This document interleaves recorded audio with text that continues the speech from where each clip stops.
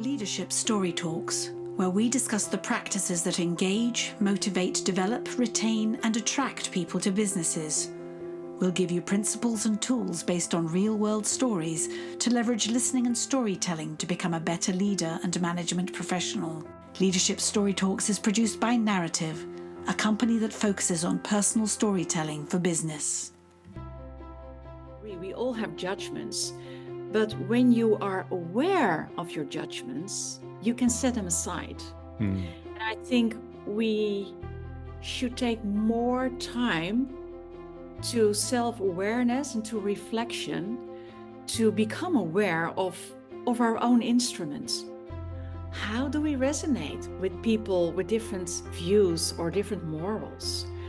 And am I really curious to know the other, or to get an answer I really want to hear? So is it about my own curiosity, or is it really about curiosity for the other? And that's why I resonate so strongly with Emmanuel Levinas.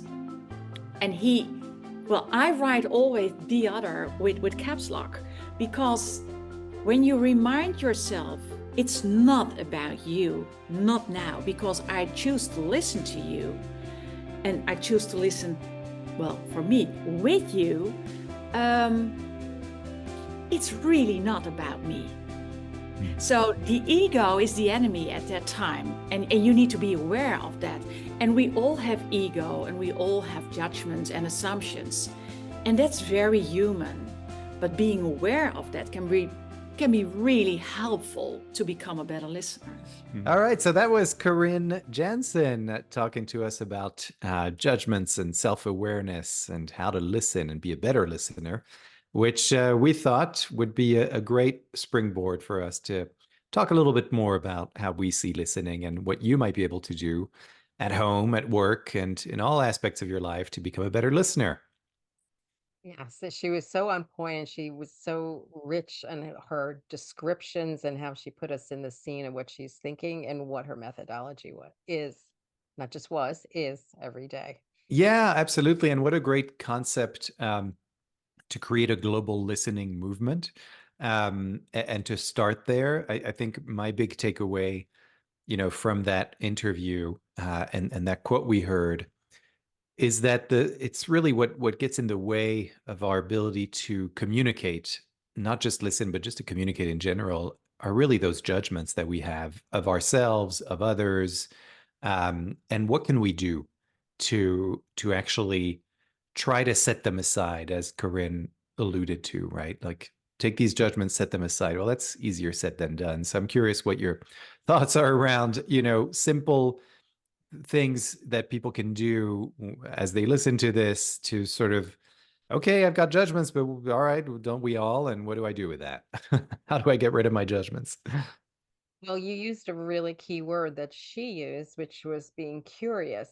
And I appreciate and I think the curiosity part is a way of appreciating and respecting that person's experience, because you're not saying I'm going to change my opinion necessarily, but I want to get context. I would like to know more. I think it's the gift of listening. You're giving that providing each other, not just giving one way, but providing each other. That is something so important to listen for and check if we are doing it.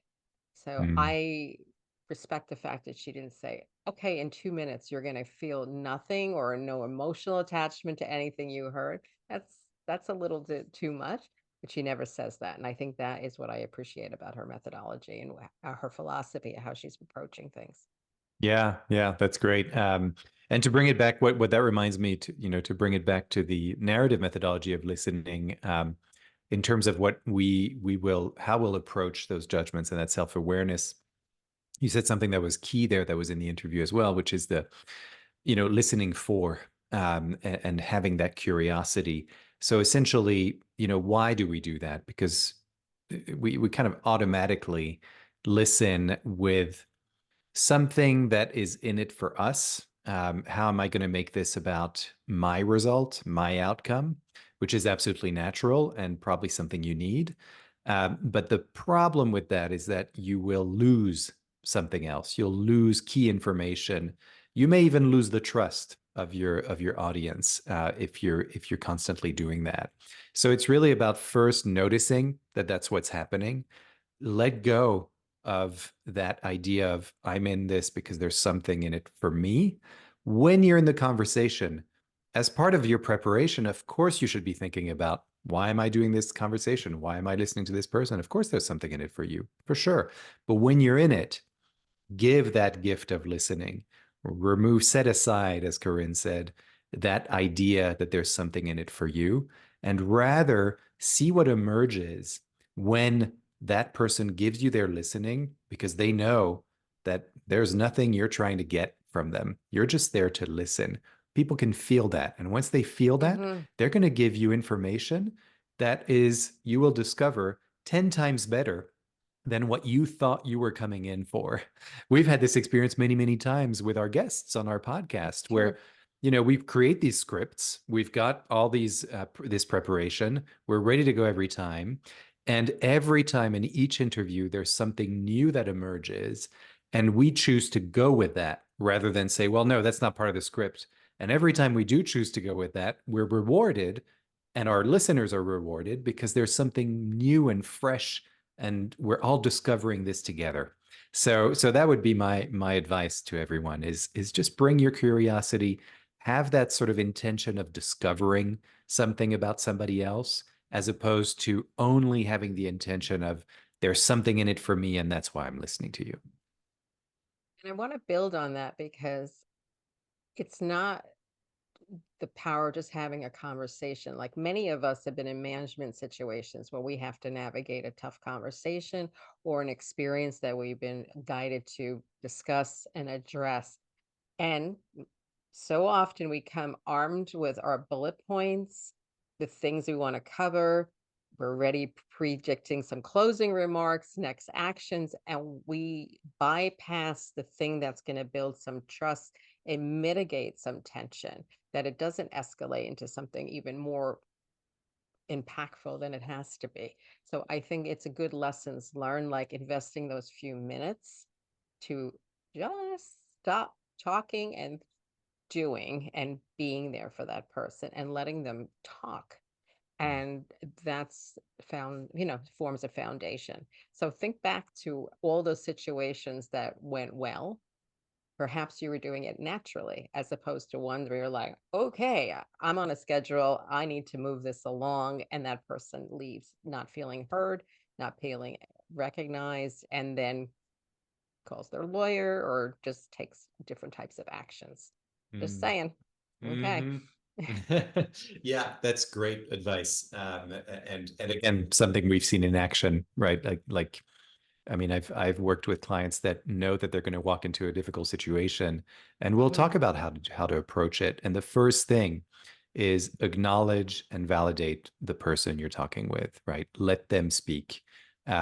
Make sure there's a space for you to listen to them, that it's not just you saying what you need to say in that difficult situation, but rather give them the floor and acknowledge and show your understanding, your genuine understanding.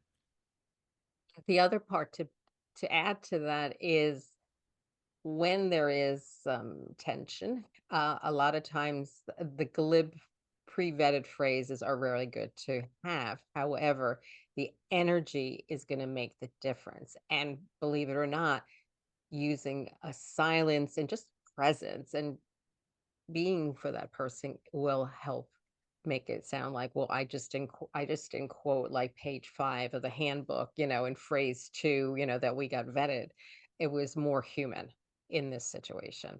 And it's like we talk about in our sessions that this conversation is unique. This is not going to happen, the same way in other conversations. This is really a dialogue and it's really fresh and important that they're as much a part of it as I am, or the organization that's hanging out there.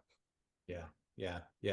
I'm just thinking of this because of this conversation and this idea of bringing yourself to a conversation in a fresh way without sort of any preconceived stuff. And it doesn't mean that you haven't prepared. You actually have prepared and you've vetted a lot of things. But then in the conversation, you're just present and you're open to anything that's going to happen, right? And that just reminds me of music and watching people play music, and just especially live, right? They're in a concert, and it doesn't, people often refer to jazz because it's such an improvisational thing, but really any type of music.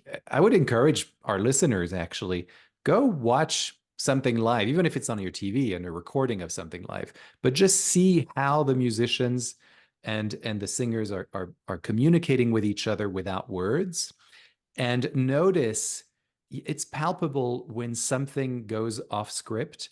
They'll tend to kind of smile a little more. There's something else going on. They'll look at somebody else. There's something going on that's not scripted, right? And that's the joy of it. And they get so much joy out of it. And you get so much joy out of it as a spectator because you're part of something really special. So I would encourage everyone to kind of take inspiration from that, and see if you can't bring a little bit of that energy to that next conversation, that next meeting you have, presentation, and see what that does for you. So my expression is mind the beat, the vocal beat and the thing. So we're on the thing. And I think you're starting to say the word idea like me, which is scary. Been listening too much time. I mean, I know, too much time with me. All right. That's great. I don't know how to help you there. Love it.